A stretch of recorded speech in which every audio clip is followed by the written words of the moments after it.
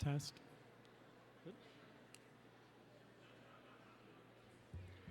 Ladies and gentlemen, welcome to the Texas Congressional District 32 Town Hall with Representative Julie Johnson, live and in person.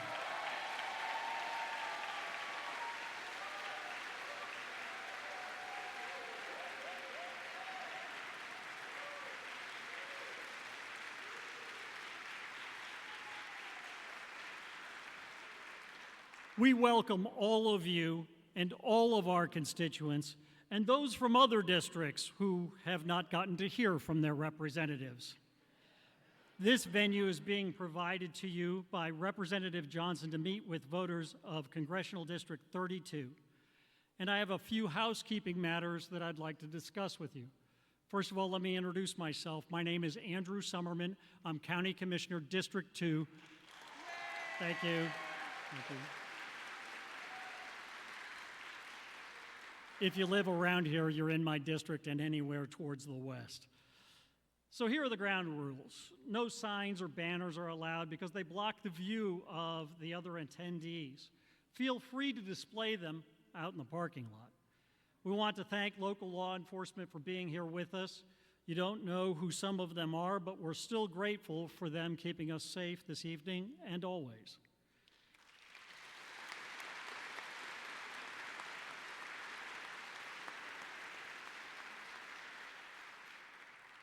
Julie is here to listen and to answer as many questions as we can. There's a lot of serious stuff to discuss.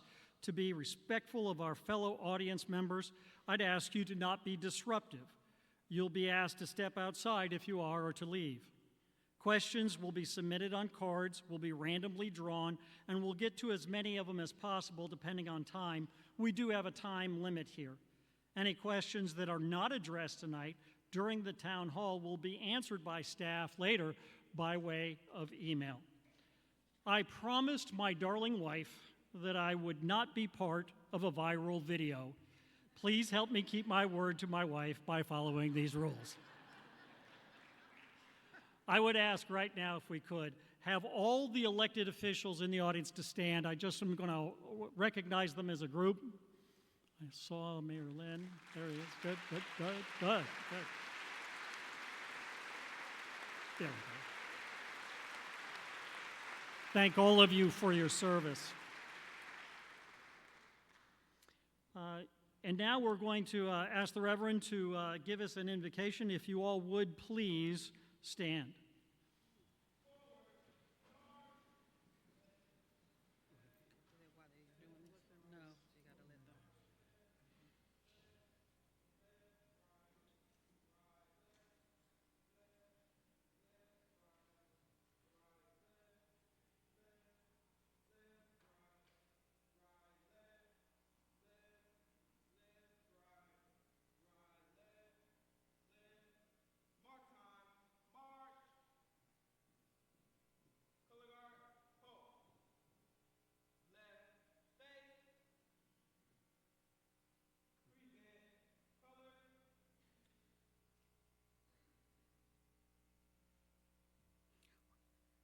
Good evening.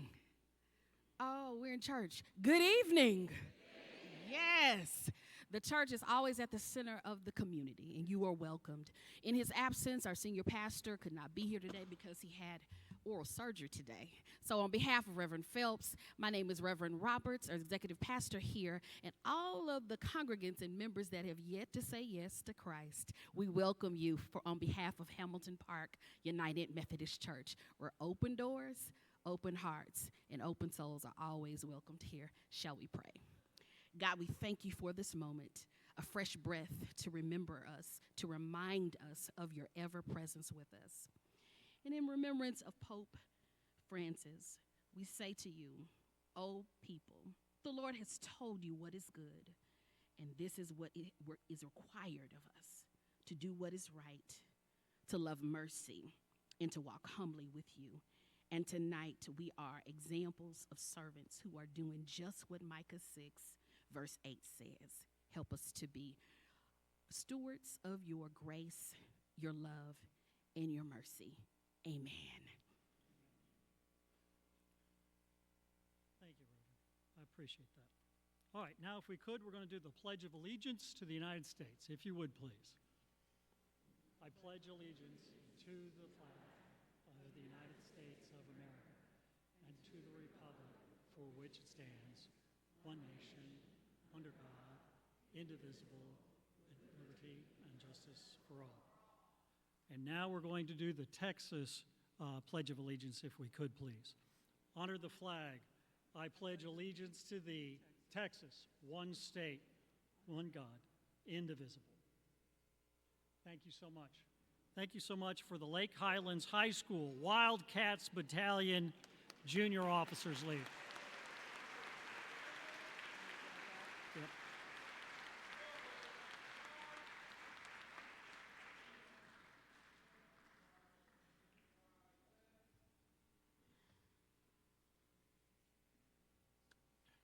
Ladies and gentlemen, it is my pleasure to welcome you to this town hall with Representative Julie Johnson.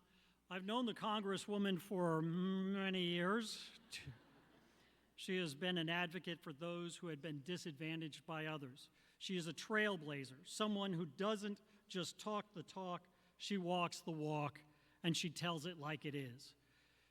Whether she's fighting for health care, civil rights, or just plain common sense, Representative Johnson leads with clarity, courage, and a fierce commitment to the truth, even when that's not easy.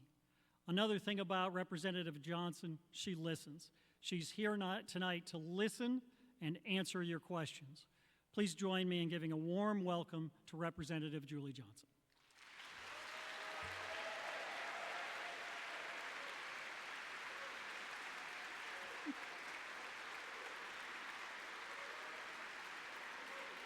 Thank you. Andy, thank you for that warm introduction, and I didn't even have to pay him $20 for that.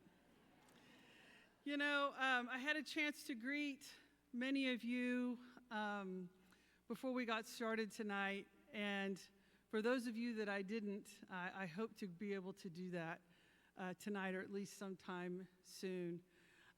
Thank you to Hamilton Park United Methodist Church for hosting us tonight. I have been to services here several times. I'm a United Methodist myself. It's home. I feel home here. And thank you so much for letting us have this important event. You know, we have to come together. This is a time when we're all scared. We have anxieties that we've never thought possible.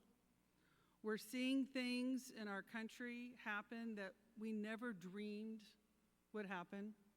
Constitutional and functional norms are not being honored. Our markets are in a disarray. Our economy is a mess. Things are more expensive. People are being targeted for retribution and punishment for no credible basis.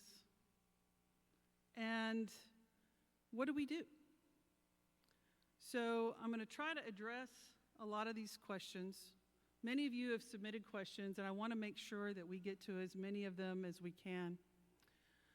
But what I really think is, I'm just so grateful that so many of you came tonight, because we have to come together if we're going to move forward. We have to come together if we're going to resist. We have to come together if we're going to fight for the values that we hold dear.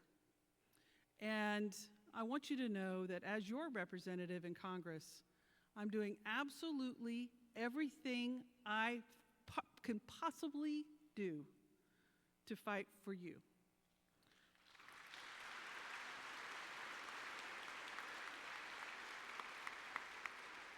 I want to acknowledge my incredible staff. I have to say, I'm very proud of them. They work really, really hard. We have 2 offices. Yep. And we have a district staff here in the district, and we can help do casework. Several of you, when I was making the round, said, I need help with something. Well, we're here to help you. One of the biggest obstacles that we have in public service is people knowing and understanding that they can actually reach out to us for help. So I'm here to tell you, we can help you. If you have issues with Social Security, with Medicare, with veterans issues, with immigration, with student loans, with anything to do with the federal government, we're here to help you. And just to give you a sense of, we haven't been on the job quite 100 days. We're very close to 100 days, but in this 100 days, we've had 27,000 emails and calls from people in the district. 27,000. And we have responded to them. We've had 243 meetings. We've gotten $2,821,998 in grant funding to the district that's been sent and paid and not on hold and not paused. We've got, for constituents who've had issues with the IRS, we've recovered $91,390. So if we can help people, we can get you your money back that you need. I've personally introduced 5 bills. I've co-sponsored 81. I've signed on to over 100 letters. We've created a community project funding board.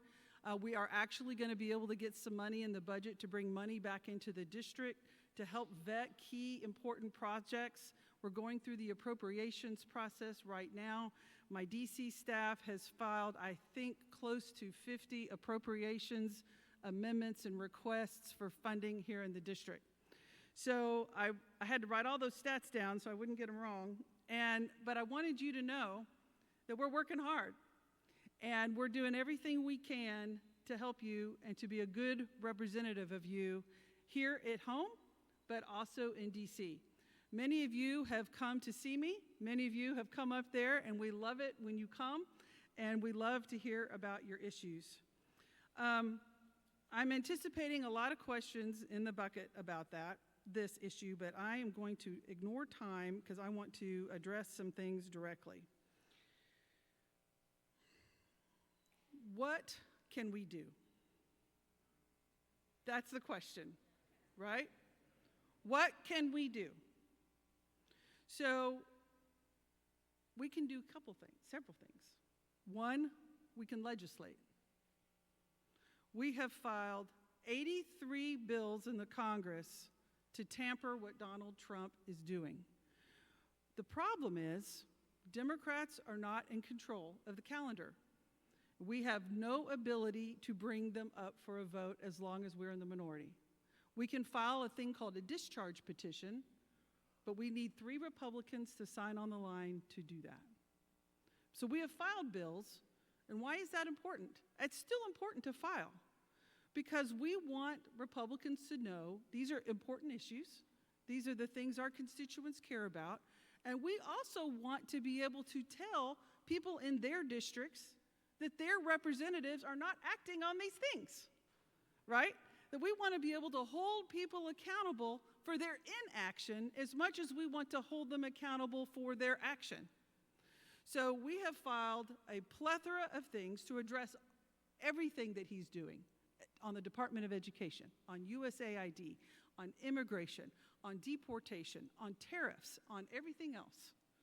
So I just want you to know that legislation is being filed, but we're hammered because we don't have the votes. So elections are important, and we're going to talk about that. What else can we do? We can litigate. I'm a lawyer. Many of you know that. I'm a trial lawyer. I was asked and appointed to be on a select committee of the House, a litigation task force. We're all attorneys, and we are the hub of all of the litigation that has been filed. We coordinate with all of the different advocacy groups. We partner with our Democratic Attorneys General and all various groups that are doing this. 190 lawsuits have been filed. 190. In those, 86, we've had rulings in our favor.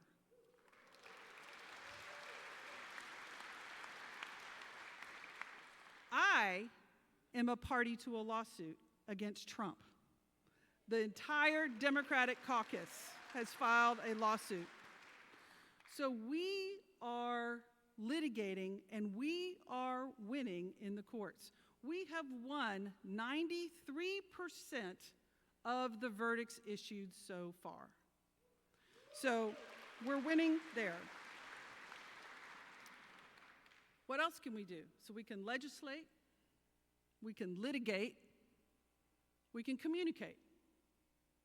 We're having town halls.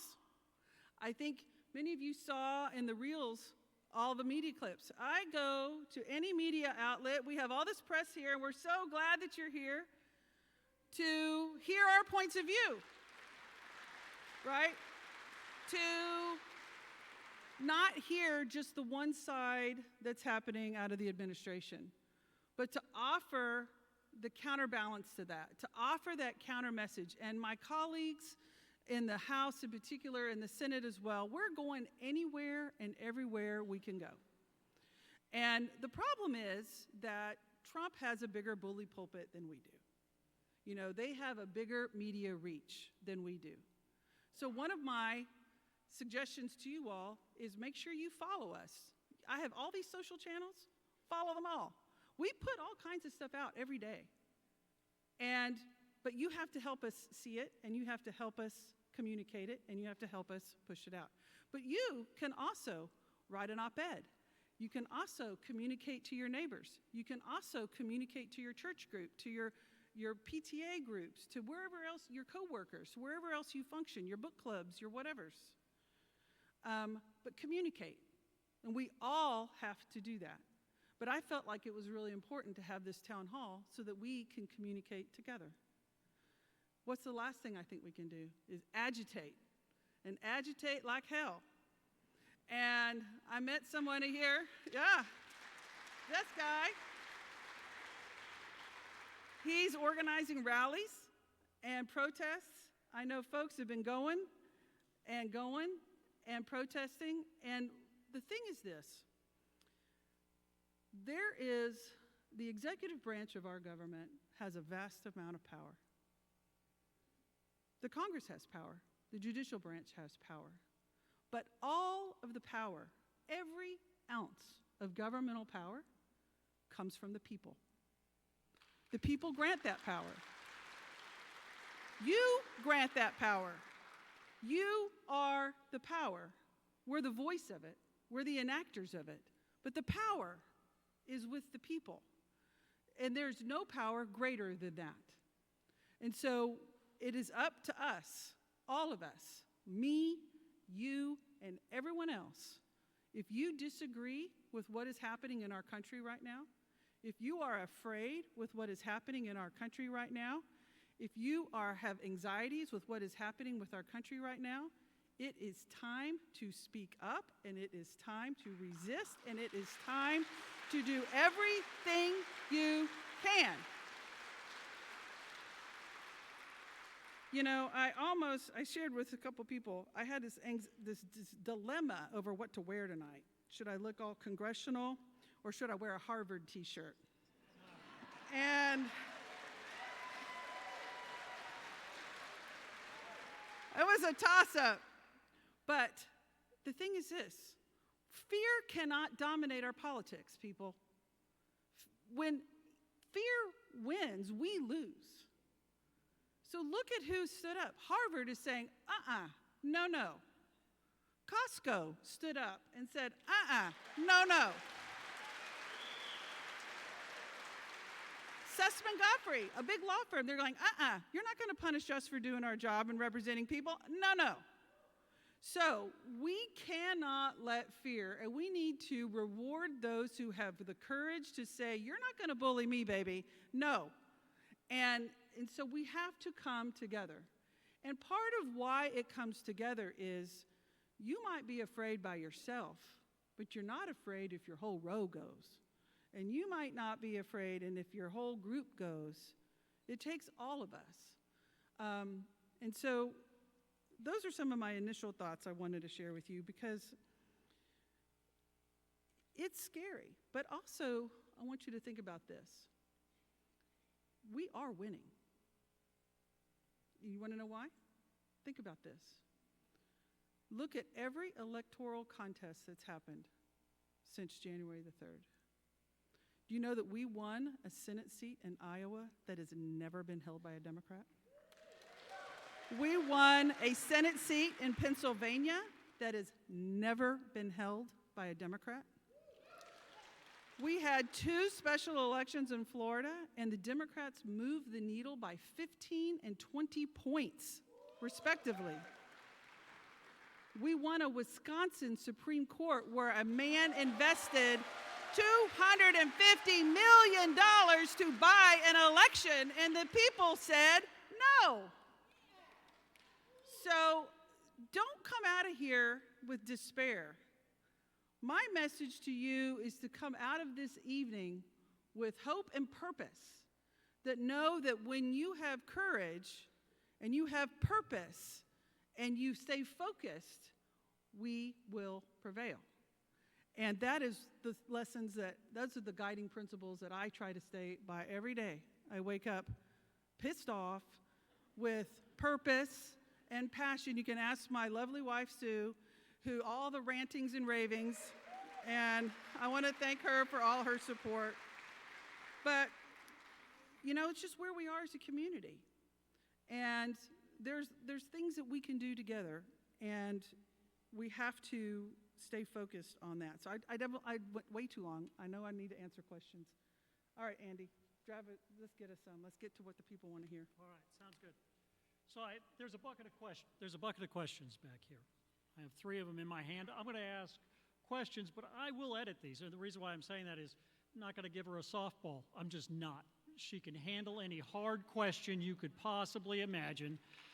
And so if we've got, what's the average speed of a laden swallow, I'm not going to give that to her. Sure can. How's that? All right, good. Let's try this one. Do you fear retaliation like Senator Morawski? I would like to see the House impeach Trump sooner than later. Who's that from? It's from Artie Turner of Dallas. Do I fear retaliation? No, I don't fear because I'm not afraid of it. Will he retaliate? Probably. But I have you for me. I have you. The thing is, you can't be in this position and be afraid to do your job. And so, yes, that's the mode of operandi of a bully, is fear and retaliation and retribution. And, I have a lot of Republican colleagues who don't like what he's doing, but they're too afraid of a primary. And, I'm going to do the very best job I can. And if you like that, you'll vote for me again. And if you don't, you won't. And I'm okay with that. But you can't be afraid to do your job to represent the people you signed up to represent.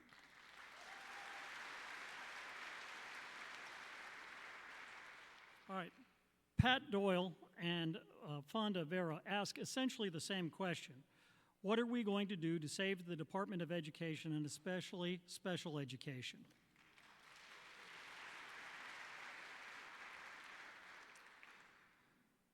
Yeah. Especially in conjunction with our state legislature, what just happened is just terrible. I met with Secretary McMahon. I was at one of about 10 Democrats that went to a meeting to ask her questions. And I'll be honest with you, I was shocked at her lack of regard for our public teachers, our schools, the quality of the education of our students. What their intent is to completely dismantle the Department of Education. They want to break it up, put FAFSA under Treasury. They want to put Title I under Health and Human Services. They want to put the Office of Civil Rights and Enforcement under the Department of Justice. And I know, it's outrageous. And my question to her was, okay, this is absolutely ridiculous, Madam Secretary, because basically we have federal laws because states don't follow the law. We have federal laws because children with disabilities are not getting the education that they're entitled to. We have federal laws because poor kids in the other side of town aren't getting the same level of education and funding that they're entitled to. We have federal laws, and you're basically saying we might turn that over to the states to police themselves. So it's outrageous. And so we have filed the Department of Education Protective Act, which prohibits the dismantling of all these things. And we're going to really head to a constitutional crisis. It's going to be really interesting to see what the Supreme Court does, because the Department of Education is an agency founded by Congress and funded by Congress. The executive branch has the right to implement the directives of Congress, but not completely ignore and destroy the implementational directives of Congress. And we're going to be headed down to a legal showdown on this issue. I'm anticipating that the courts are going to rule in our favor. We're signing off on an amicus brief. I think I signed off on it already, but I think it's going to get filed tomorrow on the DOE as well. But it's very concerning. And again, if you care about public education, I know we have a lot of teachers here in the room tonight. Thank you for your service. Thank you what you do for our young people. But if we don't have, it almost feels like they just don't want a smart electorate. You know, it's like they don't want to actually educate our young people. They're doing everything they can to restrict critical thinking and analysis and all of those things. And I think it's incumbent on us to, like I said, we've legislated, we're litigating it, we're communicating about it, and now we need to all go be agitated about it together. All right, this next question is from Annette Krause. She asks a long question. She gets to the punchline. What's the economic message of the Democratic Party? You know, I think if we're going to be honest about it, we are in church. I think Democrats lost their way on an economic message. And, you know, we spent too much time, not to say that this is not important, because it is, talking horizontally as opposed to vertically. And we have to recognize that we're in a class struggle of economic opportunity in this country. And that people are having a hard time. Small businesses can't make orders for their sales for the Christmas season that they have to place now because they have no idea what erratic tariffs might be placed on their order. People can't afford groceries. The minimum wage in this state is $7.25. The last time I was at Tom Thumb, I bought like a roll of 6 paper towels. It was $28. When you have to work 4 hours to buy a package of paper towels, we're in a problem. Well, I mean, it is just not okay. Housing is another issue of affordability and economic opportunity. We don't have a good housing policy to give people the opportunity to build housing that's not mired in red tape, that doesn't take forever, and that doesn't increase the cost. And we don't have enough opportunities for generational housing, for families to live in the same space on land they own. We don't make it easy for people to have, if they qualify for a housing voucher, to make it portable from one building, one place to another. We make it virtually impossible for landlords to participate in some of these programs. So I think we have to really take a deep dive, and I know some of my friends are on the Dallas City Council here. I know Councilman Adam Bazaldua. We've talked extensively about housing affordability issues, but we have to do better, Annette, and everyone else who's talked about economics. And we have to stay focused on that. I think my own campaigns, I've always tried to stay focused on an economic message. And I think that that was one of the reasons why I was able to flip my House seat in 2018 and be the first Democrat to hold it in 40 years. Because we have to stay focused on, if you If you go back and debrief some from the election, this is the thing. People want to live where we program people by the time they're 10 to have of what is the American dream. What is that? It's to go get a good education, go to college, meet a love, be able to afford your college, meet a love, get a good job, buy your first house, have a kid, get a promotion, buy your second house, have a second kid, all the things. And we have people who can't pay off their student loans, who can't go because we haven't created more educational opportunities for young people to get an education. We haven't created new universities. We haven't created new colleges. We haven't created these spaces for people to get that education in however they want. And people are living in their parents' basements, and the parents, they want out of their parents' basements, and the parents want them out of their basements. And nobody's getting out of the basement because they're not earning enough, there's not enough housing, and people are squeezed. And we haven't even talked about the sandwich generation of people who are caring for their kids and caring for their elderly parents, trying to manage all of that. And so we just have to talk about it, acknowledge that these problems are there, don't try to imply that they're not, and be willing to meet them head on. And so, my call to you all is if you have any good ideas, let me know. Some of the best legislation that I've ever passed is because somebody brought me a good idea, right? We passed a bill for her husband, who was a firefighter, who died in the line of duty in the Texas legislature because there was a loophole that the family couldn't get all the benefits. And we passed that, and I'm so glad to see you tonight. Thank you for being here, and thank you for your service.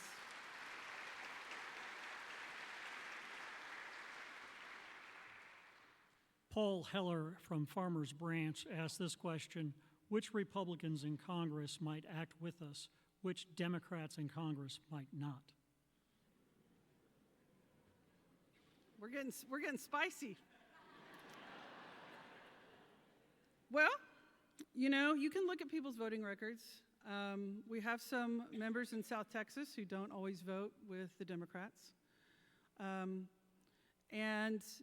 you have to really figure out what their argument is.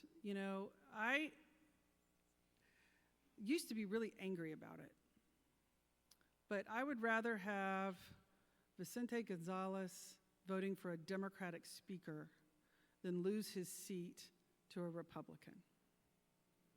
And he knows his district like I know my district. And I try to vote my district, and there's votes I take in my district that won't work in his district, and there's votes he takes in his district that don't work in mine. Y'all would never put up with it. So, at the end of the day, I learned this in the Texas legislature. Our state is gigantic. We have 32 million people here and growing, and regions view the world differently. We have different employer bases, we have different communities, we have different cultural issues, we have different scenarios, but we have some South Texas members that on occasion will vote in a different way than the vast majority of the caucus. Although when it comes to hold on the continuing resolution, we all were there. Everybody was there on the budget. Everybody was there on voting. So, there's some examples. On the Republican side, there are some folks out there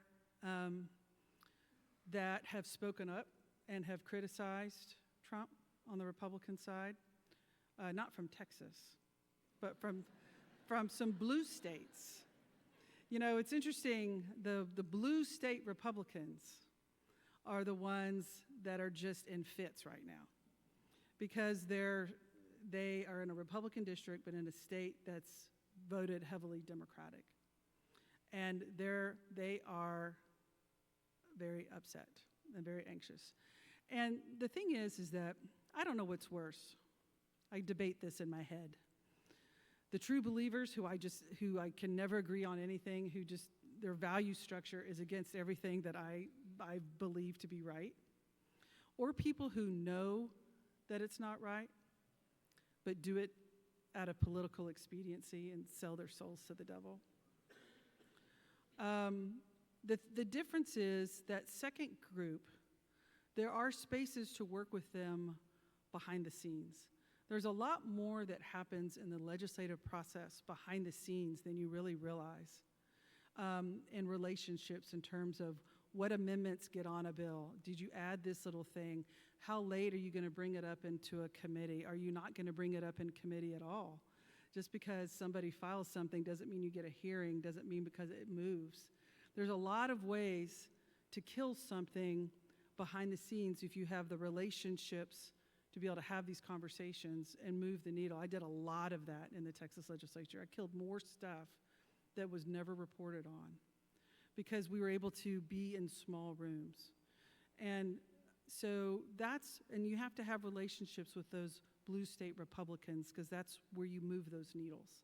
So it's kind of it's a tricky thing.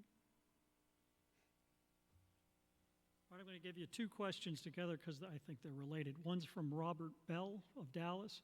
Trump's actions are designed to create chaos and degrade confidence in government and other institutions. What is his ultimate goal by creating such tumult? And then Kimberly Dawson of Dallas asks, what is Congress doing to bring civility and humanity back to the White House? How can we as citizens help, and what should we be doing? Well, those are loaded.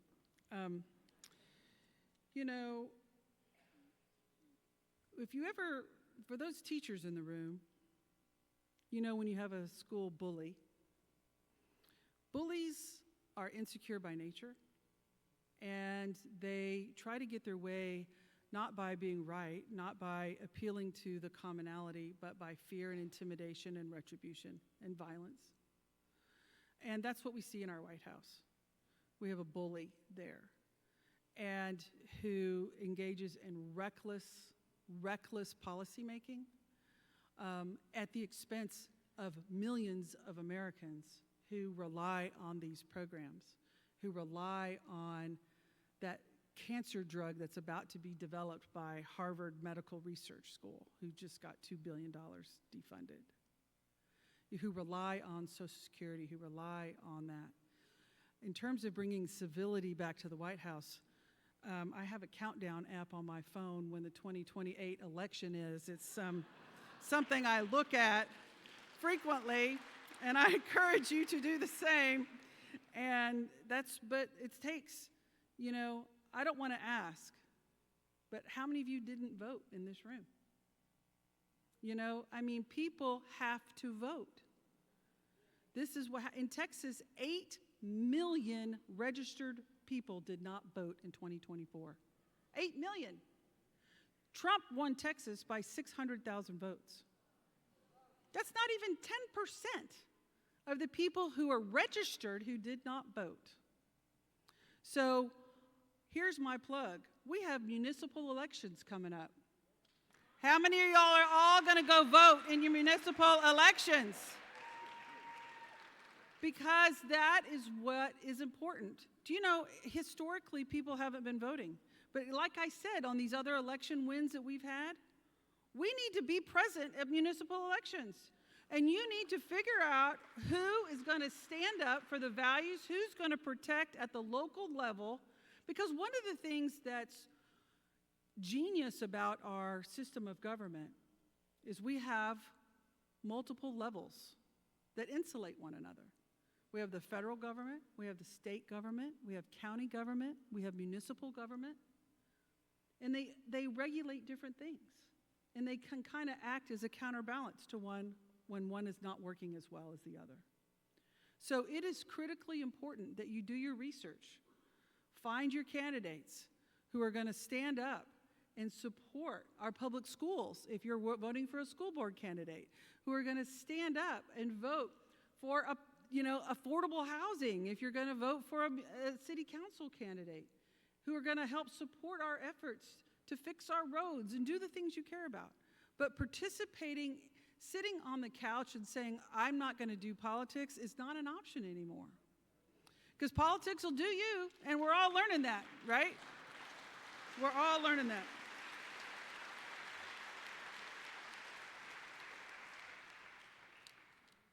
All right, about a third of that bucket over there is filled with basically one question, Doge. They want to know, what are we going to do about Doge related to very specific programs? Many people are asking, HHS, what are we going to do about various budgetary, Social Security going away, Medicaid, Medicare. They want to know about Doge and specifically to the programs associated with it and what we can do about it. Yeah. This goes back to what I was saying earlier about we filed all these lawsuits. Most of everything relates to Doge implementation. We filed a lawsuit. Let's just start with the initial thing that he did was to say he's going to suspend all the grant funding. And so lawsuits were filed. That funding is flowing. I met with some folks today that their grant funding was stopped. It's been reinstated again. Meals on Wheels is still being funded because their grant funding was going to be at bay. All these things, so that's that. So the other thing I want you to know is they have come out with this wrecking ball of policies, but very few of them are actually being implemented right now. And in the whole scale way that they are wanting them to. And a lot of, for example, federal workers, yes, a lot of federal workers have been fired, but I was able to get some folks in 32 rehired, and so who work for the EPA. And so there's a lot of this kind of stuff that's happening, and it's kind of reversing. There's the Data Privacy Act. We've all signed on to it. We've all filed a bill that says they can't get your data. But I have an action item for you. We want as many people to submit a Freedom of Information Privacy Act request to the federal government asking them, have they misused your data, and they have an obligation to tell you why, and if they have.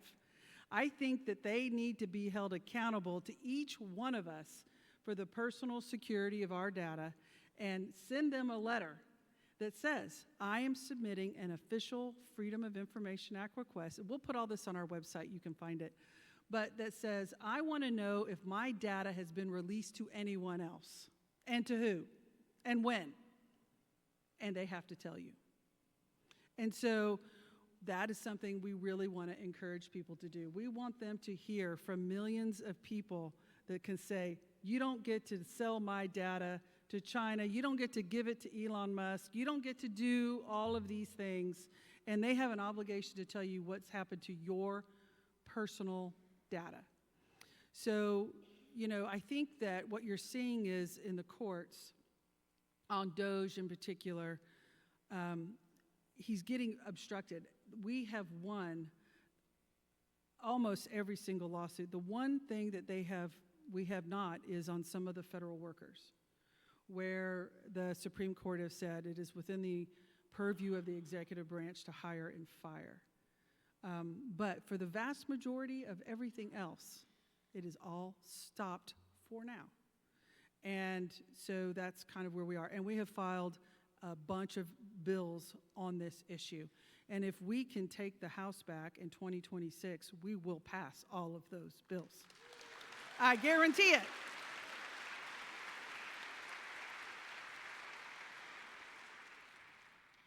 Those were easy compared to some of these coming up. Kevin Phelan and Kristen Paget have similar questions, and I'll pose them in this way. The first one is, should we be concerned about martial law? What are the rules of engagement if Trump doesn't honor SCOTUS demands? And what can the Supreme Court do if Trump defies the Supreme Court's rulings?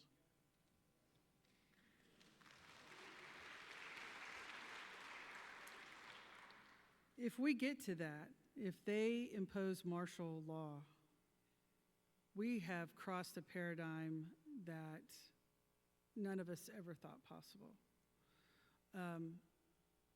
I would hope that men and women in our military, men and women in law enforcement would not follow that order to turn their arms on us. as American citizens. I think that, and I can't, and I think also that is when that people say, what is the line? People always ask me, what is the line? Where is it of that, the line that they just won't cross? To me, it's a couple of things.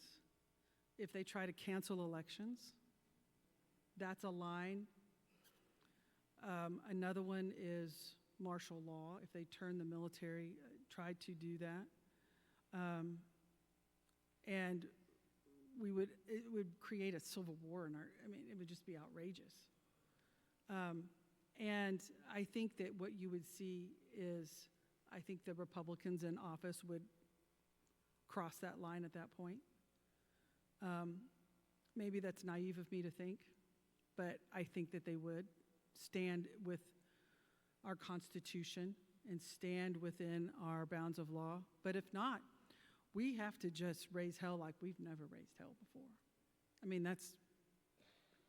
That's just, it's going to have, it will work.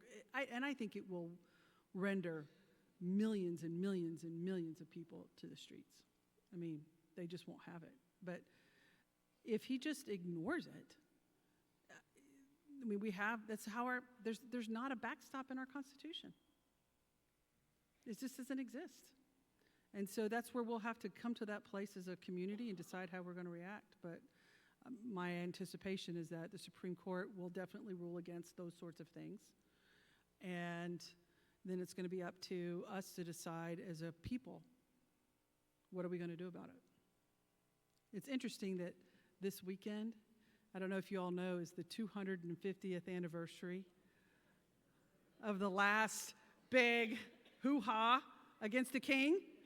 And when it all started, and I think people are doing a lot of reflection right now on what are they going to be if our country gets to that point. I would hope that it would not.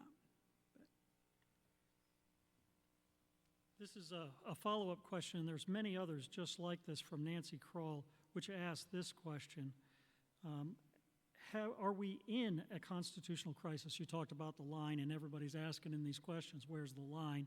And the question that I think Nancy Kroll asked the best is, are we there? Is this a constitutional crisis we're in now?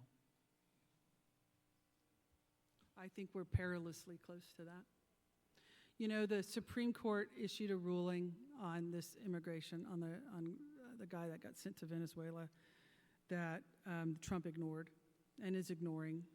They're ignoring under the scope and guise that it's out of our hands. I will say this, there was another illegal deportation flight out of Texas that was scheduled to go. The Supreme Court, I wrote letters, a lot of us did. The Supreme Court intervened and they followed that. They did not disregard the Supreme Court. So I think and they are following the courts in terms of releasing the grant funding. They're following the courts on rehiring employees that they were ordered to rehire. So they are following Supreme Court orders and court orders, with the exception of this one immigration one now. So we have to see about kind of what's happening. And we have something that we all have to watch very closely.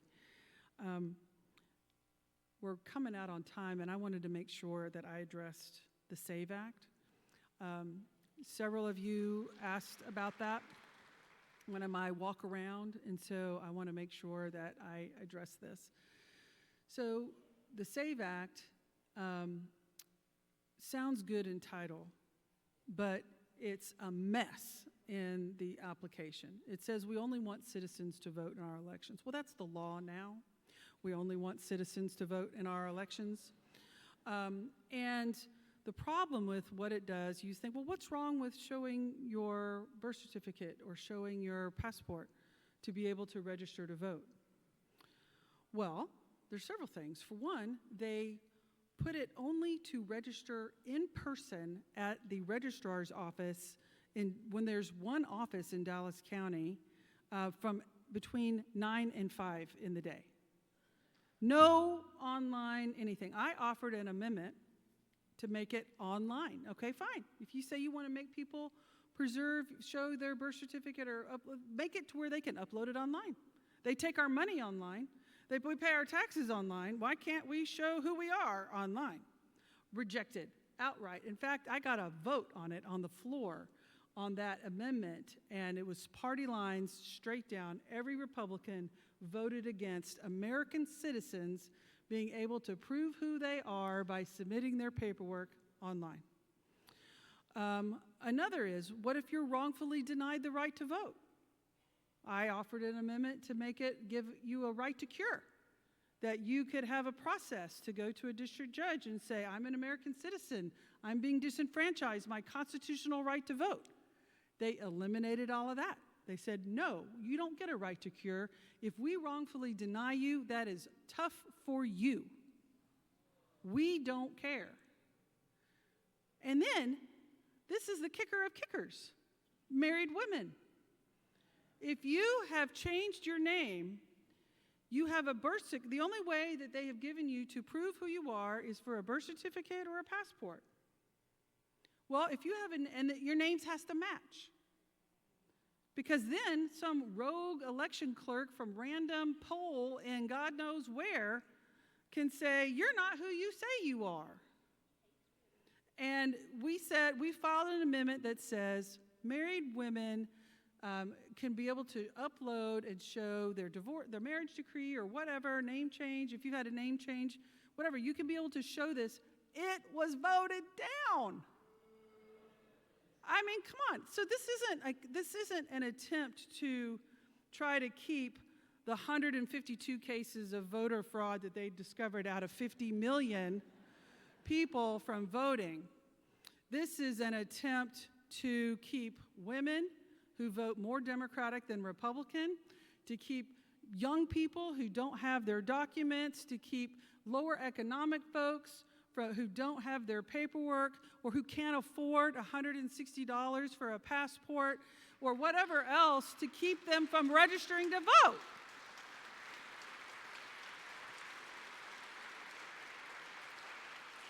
Because if it was about all of those things, then they should have accepted our amendments, right? They should have removed these barriers to registering to vote in this state and in this country. And you know, Texas is already one of the hardest states to vote in. But now, now what's going to happen? Used to you'd have to print off a form and mail it in. That's no good anymore if this passes. Now, I do think it passed the House on a party line vote. I'm very hopeful that the Senate will kill it. And, we have to hope that they do. But it's my understanding and talking with our Democratic colleagues in the Senate, they're going to filibuster it and they'll kill it over there. Because it's just an un-American bill. It disenfranchises people who have the lawful right to vote from casting their ballot. And that's unacceptable in this country, in my opinion. So that's my piece on the SAVE Act. But I definitely wanted to address that because many of y'all brought that up.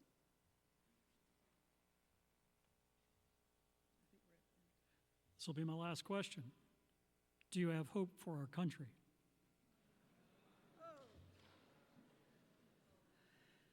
You guys asked some tough questions. Let me just say, you've put me through the paces tonight. I'm going to be... So the question was, do I feel hope for our country? I do. I absolutely do.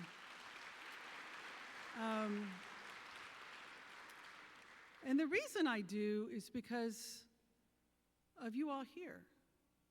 You give a damn. If you didn't care, if you weren't outraged, if you weren't afraid and as pissed off as so many people are, then I would be really scared.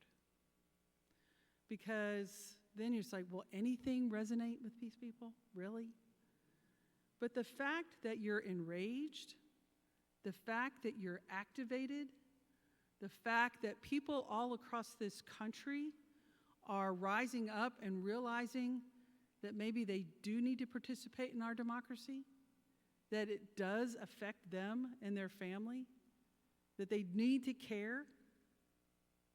That's what I see for the first time, because I've knocked so many doors in my political career, and I can't tell you, I get a couple of things. One, honey, I can't wait to vote for you. Now, that's my favorite door. The second is, I'm going to vote. I don't know yet. I got to do my research. Okay, fine. Go be informed. That's fine. But the worst is, I'm not voting. Well, why not? Well, I just not voting. I don't think it matters. My vote doesn't count. It doesn't matter anyway. It's all going to happen without me. And if there's anything I think that comes out of this tumult that we find ourselves in as a country, is that people are recognizing and realizing that their vote does make a difference. Who their elected representatives are makes a huge difference on policies that directly affect them and their family. And the fact that we have a packed, sold-out house tonight, it's so great.